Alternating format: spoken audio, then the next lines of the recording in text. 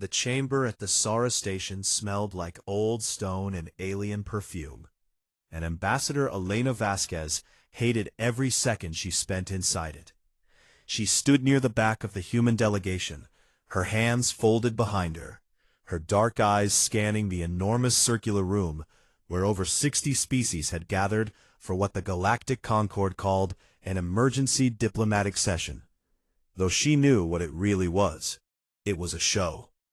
The Velkari Dominion had seized 3 human colony worlds in the Eridan Reach 6 days ago, and 11 million civilians were now living under the boots of a reptilian empire that had been conquering weaker species for longer than humanity had been using electricity. Every ambassador in the room already knew how this was supposed to end. The humans would protest, the Velkari would make demands, and eventually some trade deal or territorial concession would be signed, and life would go on. Worked, Elena had read the intelligence briefings on the flight over. She knew what the Velkari had done on those 3 worlds.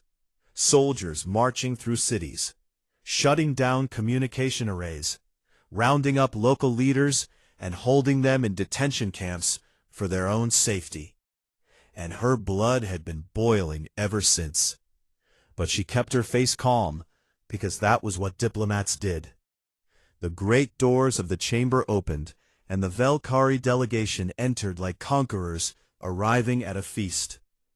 At the front walked Archon Dalzun himself, 8 feet tall, covered in dark green scales that shimmered under the lights, his golden eyes sweeping the room with the lazy confidence of a predator who had never once been prey. He wore ceremonial armor, etched with the names of species his empire had broken, and he smiled as he walked, showing rows of sharp white teeth. Elena watched him take his seat at the center of the chamber, and she felt something cold settle in her chest. Not fear, but certainty. Mediator, a thin blue-skinned Altheran, opened the session with a long speech about peace and cooperation that nobody listened to. And then the floor was given to the Velkari. Dalzuin rose slowly, savoring the attention the way a predator savors the last heartbeat of cornered prey. "We thank the Concord for its hospitality," he began, his deep voice rumbling through the chamber's translation systems. "And we come in a spirit of resolution." He paused, letting the word hang in the air. "The territories in question, what the humans call the Eridan Reach, have been deemed strategically necessary for the continued security of the Velkari Dominion, and as such, we have established a protective presence on 3 worlds within that corridor." Protective presence, Elena almost laughed. Dalzuin continued without hesitation, laying out his demands one by one as though he were reading a grocery list. The permanent cession of 12 star systems along the corridor. Border. Exclusive mining rights to the Avalon Nebula. A formal public apology from the United Terran Confederacy, broadcast on all Concord channels. And this was the one that made Elena's jaw tighten. The acknowledgement that humanity had provoked the occupation through reckless expansion. The chamber was silent when he finished, and then Dalzun looked directly at the human delegation and smiled again. "We trust," he said, "that the humans will see reason." Around the room, ambassadors shifted in their seats. The Rythani delegation clicked their mandibles nervously.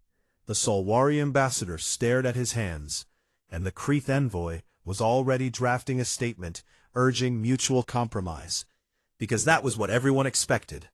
Humanity was young in the galactic community, barely 3 centuries among the stars, and they had always chosen words over weapons. Always smiled, always negotiated, always been the ones who bent. Everyone in that chamber believed the humans would bend again. Elena stepped forward.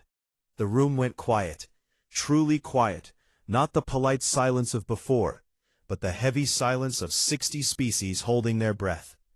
She looked at Dalzun across the vast chamber, and for a long moment she said nothing at all.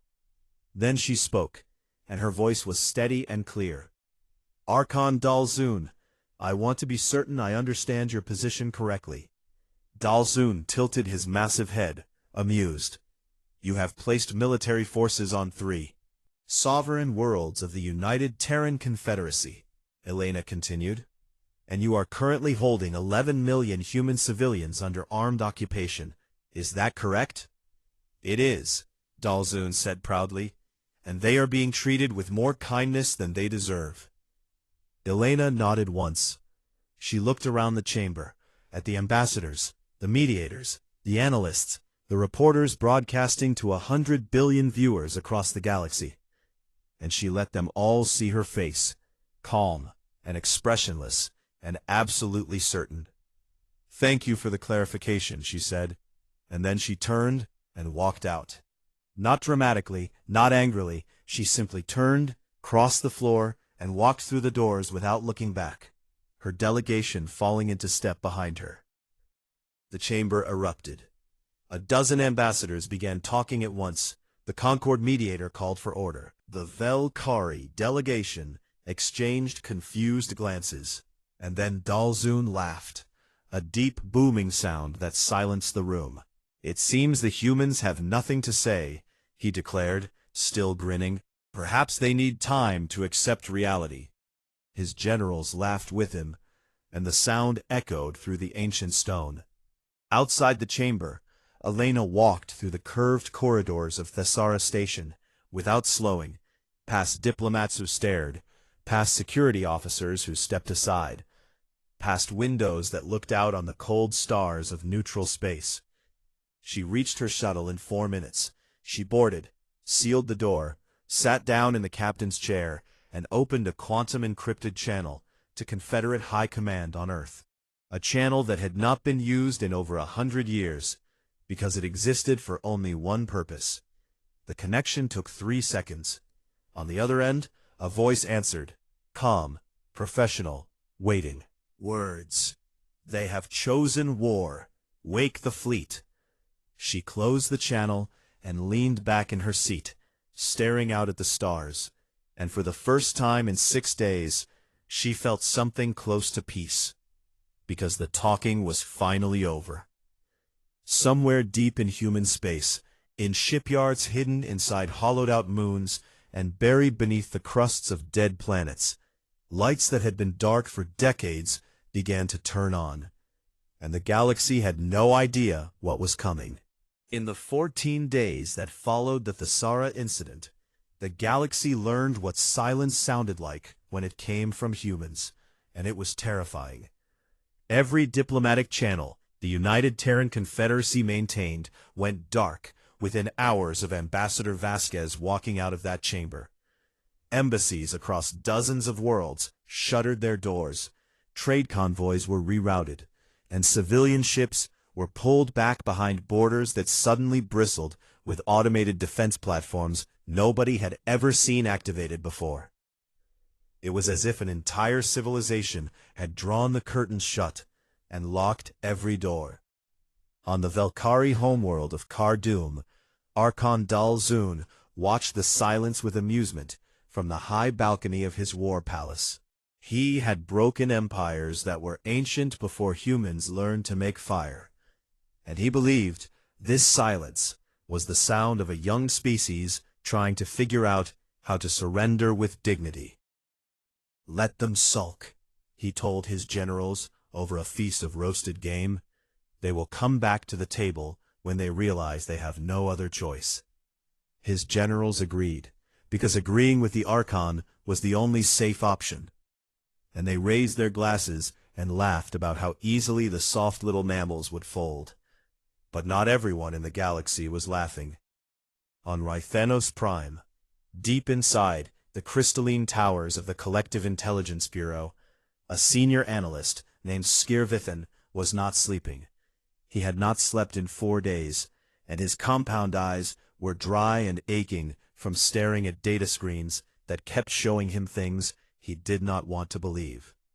Skirvithan was one of the finest intelligence minds the Rythani Collective had ever produced. He had spent 30 years studying the military capabilities of every major galactic power, and he had always considered humanity to be a mid-tier civilization. advanced enough to defend their borders, too peaceful to ever threaten anyone. He had been wrong. It started with the energy readings, massive, faster-than-light signatures appearing across human space. Hundreds of them, then thousands, all converging toward a single point near the Arcturus Gate, a region of space that human star charts officially listed as uninhabited. Skirvithan pulled every scrap of intelligence the collective had on human military assets, and what he found made his blood run cold. Humanity had never decommissioned a single warship, not one, not ever, not in 300 years of spacefaring history.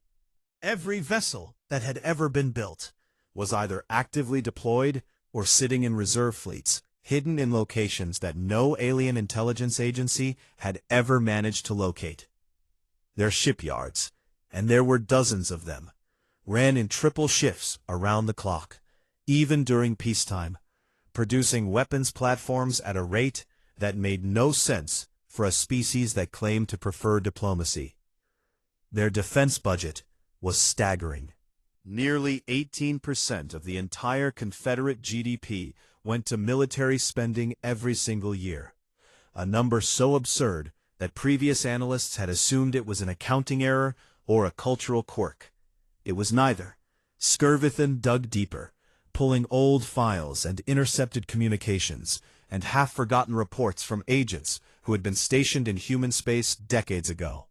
And piece by piece the picture came together like a nightmare, assembling itself in the dark.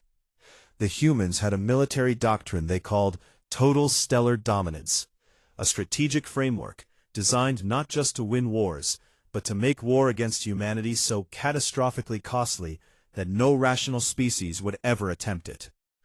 The estimated fleet size, and Skirvithan checked this number 7 times before he believed it, was over 14,000 combat-capable warships, including 36 vessels classified as Titan-class dreadnoughts, each one over 12 kilometers long, carrying enough firepower to crack a planet's crust. 14,000 ships. The Valkyrie Dominion, which was considered one of the most powerful military forces in the galaxy, had roughly 6,000. Skirvithan sat in his office and stared at the numbers and felt something he had never felt in his entire career. Genuine, bone-deep fear. He drafted a classified report and transmitted it directly to the Galactic Concord Security Council with the highest priority tag the system allowed. The report opened with a single line. "We have made a catastrophic miscalculation.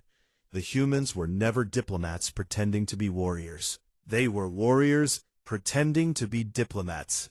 The report was read by every major intelligence agency in the galaxy within hours, and the reaction was immediate and panicked.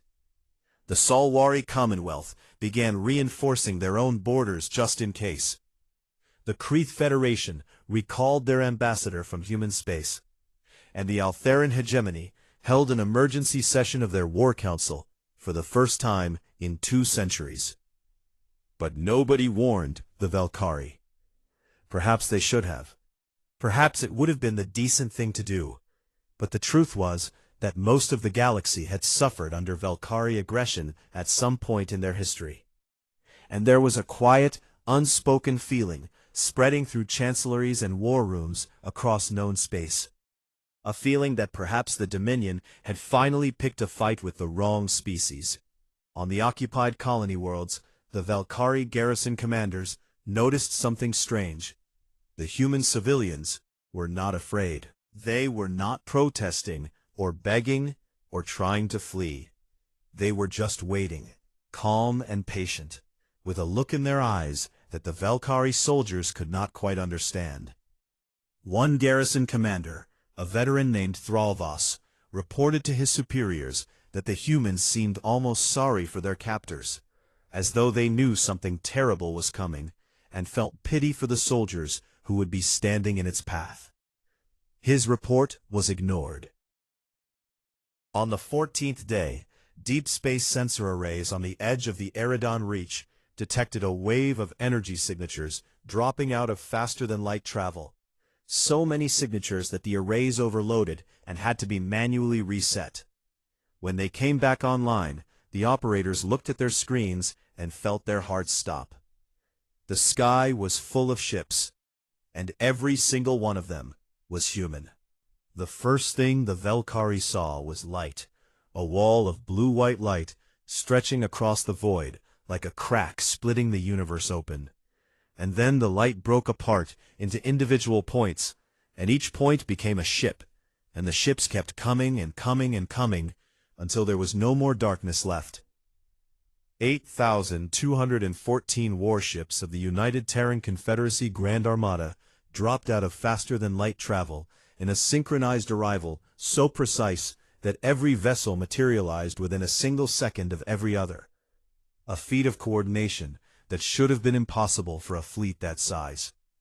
They filled the sky above the Eridan Reach in geometric formations that spoke of decades of planning, carriers the size of small cities, surrounded by swarms of destroyers and frigates, cruisers bristling with weapons arrays that pulsed with energy, electronic warfare platforms trailing webs of invisible signals that jammed every Velkari communication frequency in the system.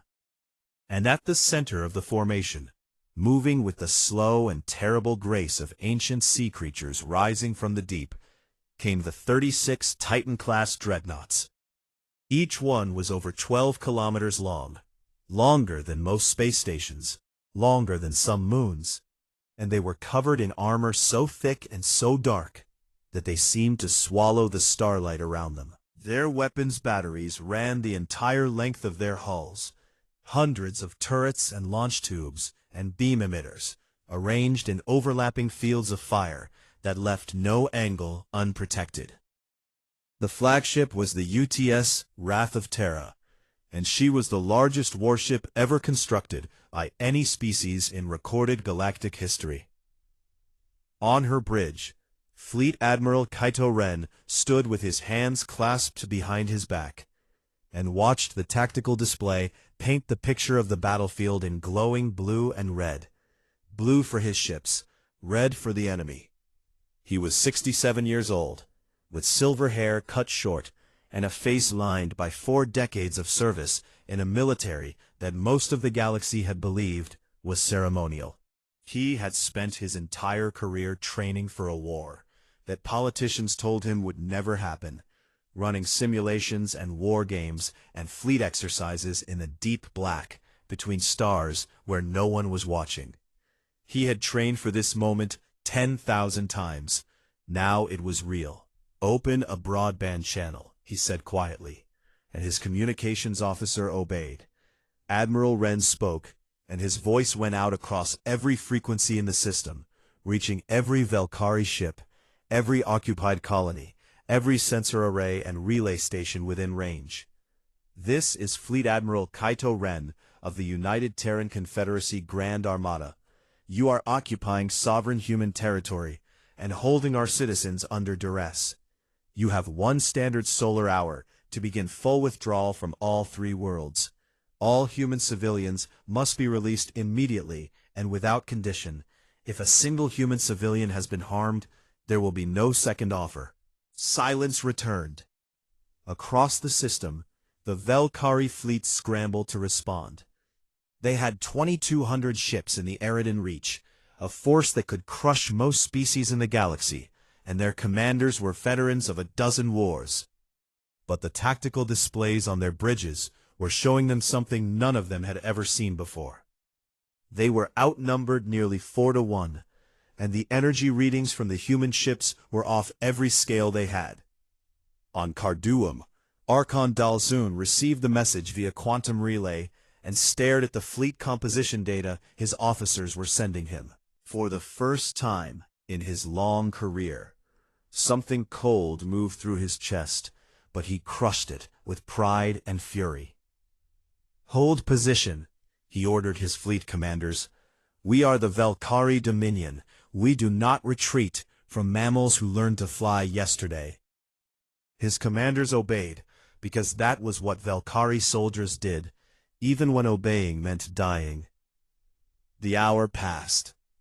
Admiral Ren watched the countdown reach 0 on the bridge of the Wrath of Terra. and he took one slow breath. Not because he was afraid, but because he wanted to remember the last moment before everything changed. "All units," he said, "weapons free." The Grand Armada opened fire. The first volley was kinetic. Thousands of AI-guided tungsten lances accelerated to a significant fraction of light speed, crossing the gap between the fleets in seconds, and punching through Valkyrie shields like needles through wet paper. The lances did not explode on impact. They passed through hulls and out the other side, leaving superheated tunnels of destruction that tore ships apart from the inside. The second volley was energy, quantum disruption torpedoes that detonated against Valkyrie armor and unraveled its molecular bonds, turning solid metal into expanding clouds of dust in the space between one heartbeat and the next. The Valkyrie fired back, and their weapons were powerful. Plasma batteries and fusion missiles that had shattered the fleets of a dozen species. But the human ships carried adaptive shielding systems that analyzed incoming fire in real time and reconfigured themselves to counter it. Shots that hit hard in the first minute did almost nothing by the third minute, and the Valkyrie gunners watched in horror as their weapons became less effective with every passing second. The battle, though calling it a battle was generous, lasted 2 hours and 47 minutes. When it was over, 1,800 Valkyrie ships had been destroyed or disabled. The remaining 400 had surrendered after their command structure collapsed, their surviving crews broadcasting desperate pleas for mercy on open channels. Human losses: 34 ships destroyed, 112 damaged. Admiral Wren stood on his bridge and looked at the tactical display, now almost entirely blue, and he felt no joy, only a deep and heavy sadness, because he knew that every red dot that had disappeared from that screen represented living beings who had died because their leader was too proud to walk away. He opened a channel to the surviving Valkyrie vessels. "This is Admiral Wren. Your wounded will be treated, your dead will be honored, and your survivors will be returned to your people. We are not your enemies, but we will not be your victims." Across the galaxy, billions of beings watched the battle footage in real time and struggled to understand what they had just witnessed. The humans had not just won, had barely even tried. The galaxy expected the humans to stop after the battle, to liberate their worlds, collect their people, and go home with their point made and their pride restored. The humans did not stop. 3 days after the Battle of the Eridan Reach, the Confederate War Council on Earth transmitted new orders to Admiral Wren aboard the Wrath of Terra, and the orders were exactly 4 words long: "Ensure this never happens." Admiral Wren read them once, closed the message, and called his fleet commanders to a strategy session that lasted less than an hour, because the truth was, they had already planned for this. They had planned for everything, because that was what humans did. The Grand Armada split into 12 strike groups, each one carrying enough firepower to conquer a star system, and they pushed forward into Valkyrie space like wolves entering a forest. The first target was the Kaldur shipyards, a largest military construction facility in the Dominion. Massive orbital rings surrounding a gas giant where Valkyrie warships had been built for centuries. The human strike group arrived, broadcast a single warning for all personnel to evacuate, waited exactly 30 minutes, and then reduced the entire facility to expanding clouds of molten metal and shattered steel. The second target was the fortress moon of Veltheris, an ancient military stronghold carved into the rock of a dead moon, where the Dominion stored its strategic weapons reserves.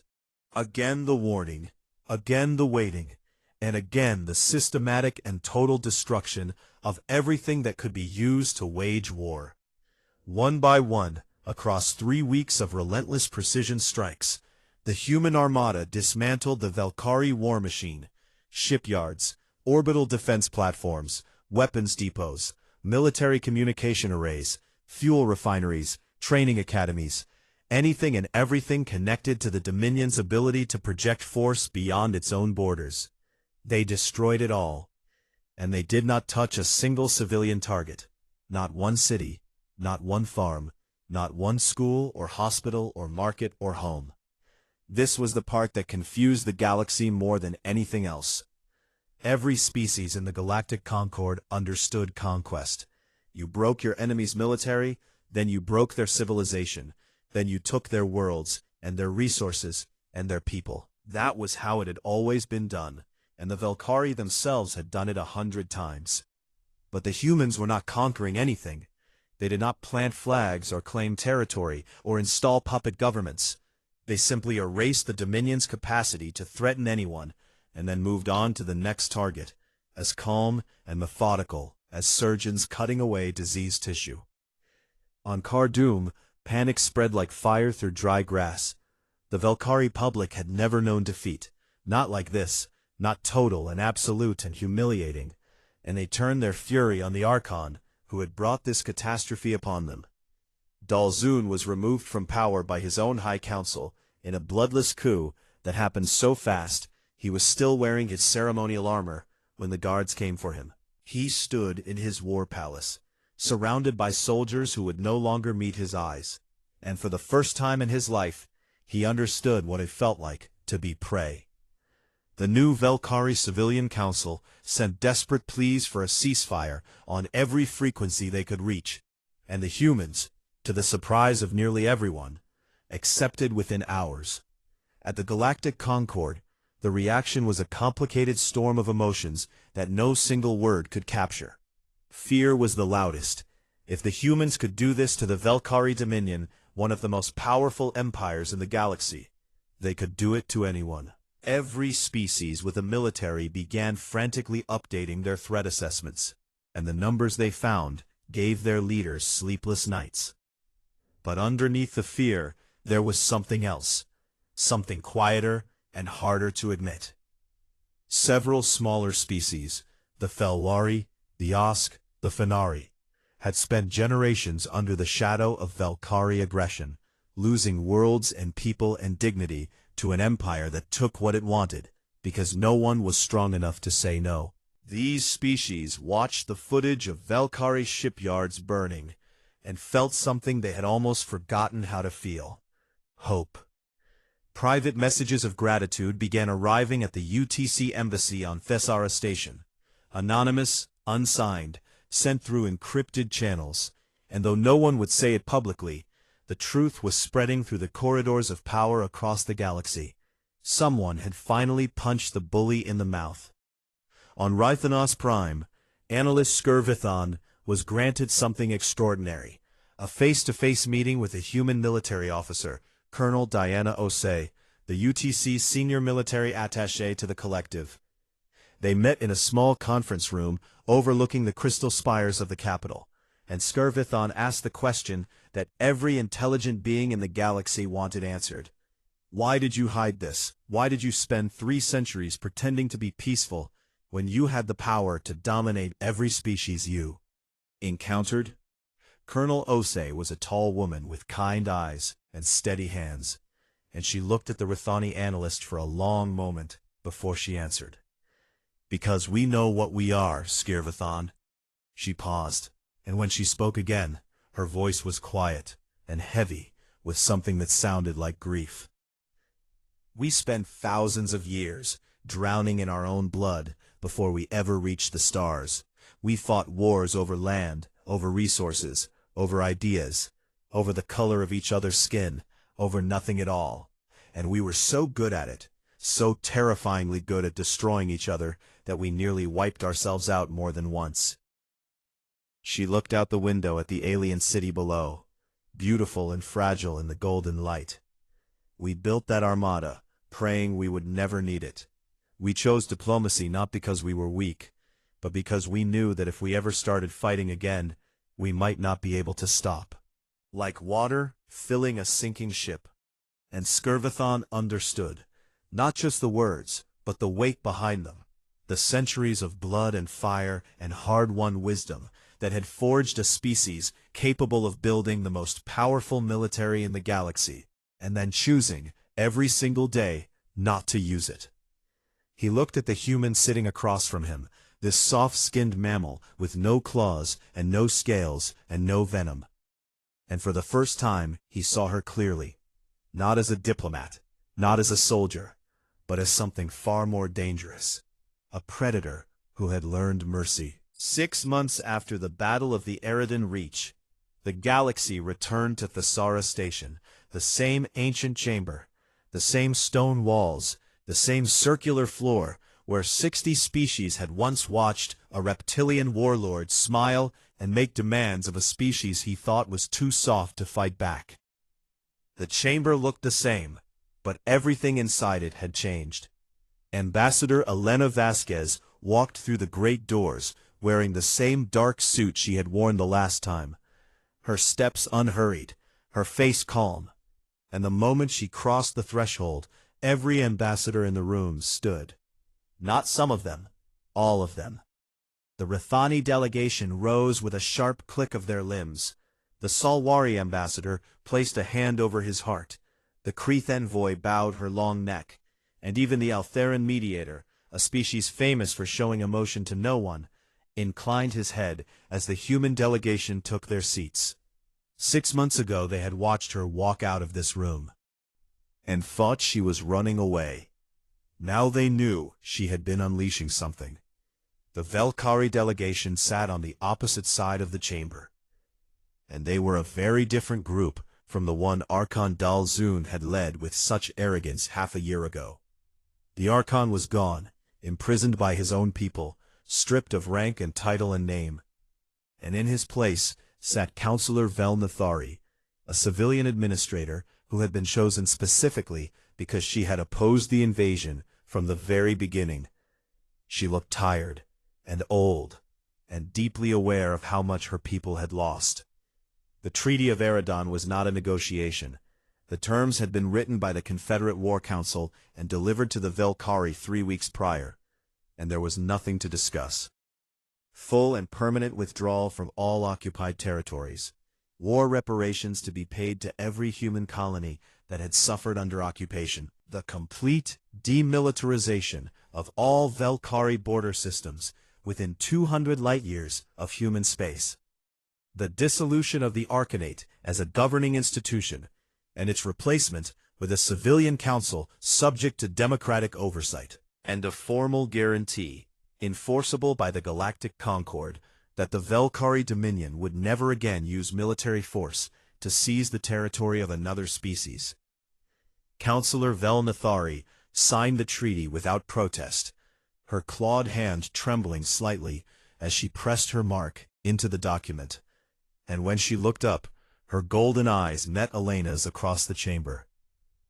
"I want you to know," Vel Nathari said quietly, her voice carrying in the silence, "that many of my people did not want this war.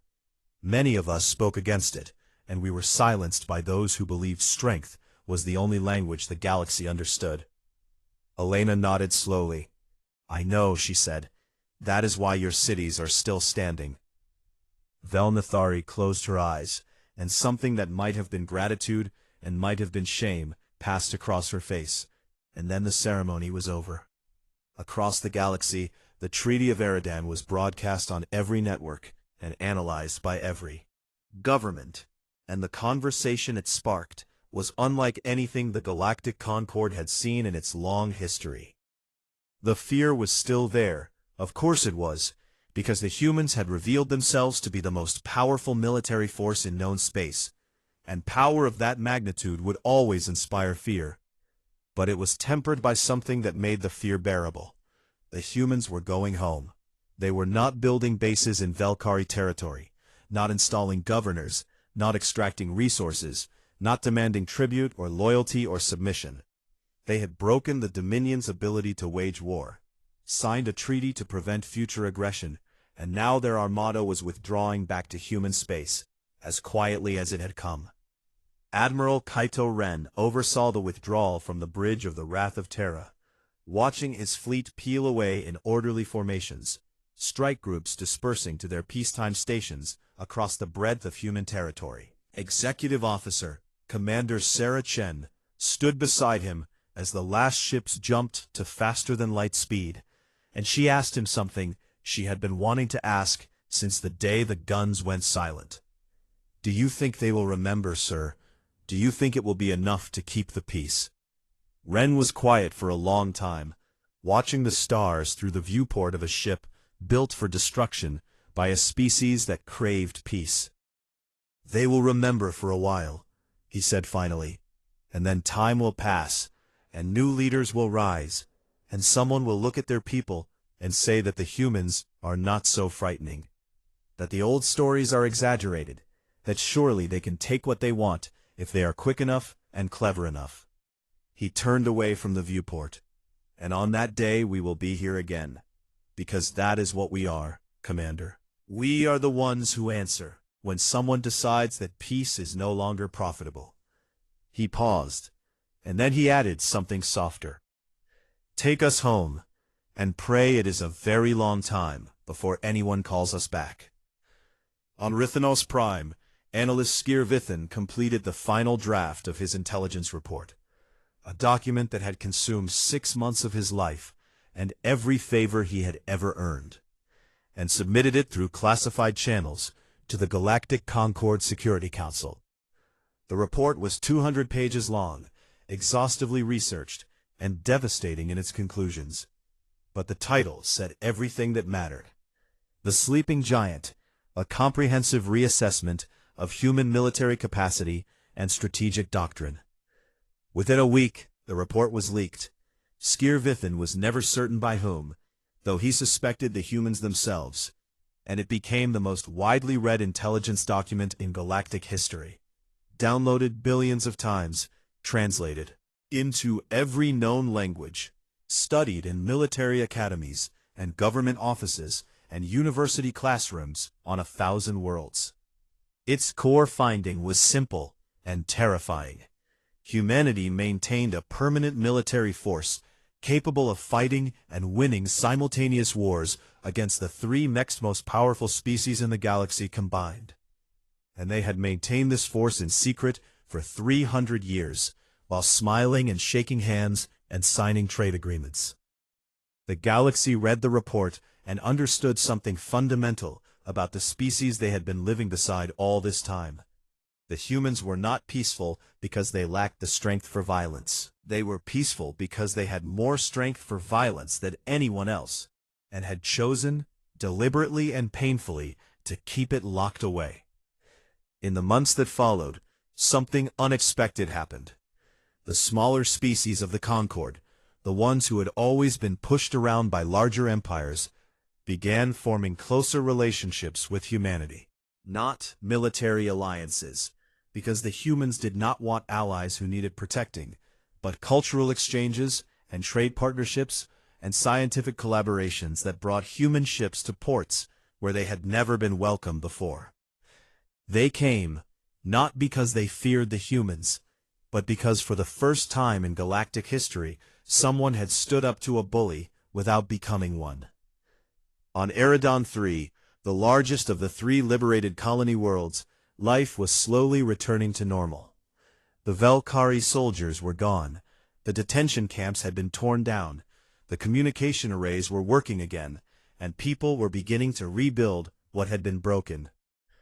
On a warm evening 6 months after the liberation, a young girl named Sophia stood in the garden behind her family's home and looked up at the sky, which was full of stars and empty of warships. She had been 8 when the Velkari came, when soldiers had marched through her city, and her mother had held her close and told her to be brave. And she had been almost 10 when the sky had turned white, with the light of 8,000 human ships arriving like an answer to a prayer no one had dared to speak. Her mother came and stood beside her, and together they looked up at the quiet sky. "Mama," Sophia said, "are the soldiers coming back?" Her mother put an arm around her and shook her head. "No, Carino, they only come when someone forgets." Above them the stars burned cold and bright, scattered across the darkness like promises, and somewhere beyond them, past the shipping lanes and trade routes and border stations, hidden in places no map would ever show, the armada slept, waiting, watching, and hoping with every silent heartbeat that it would never be needed again.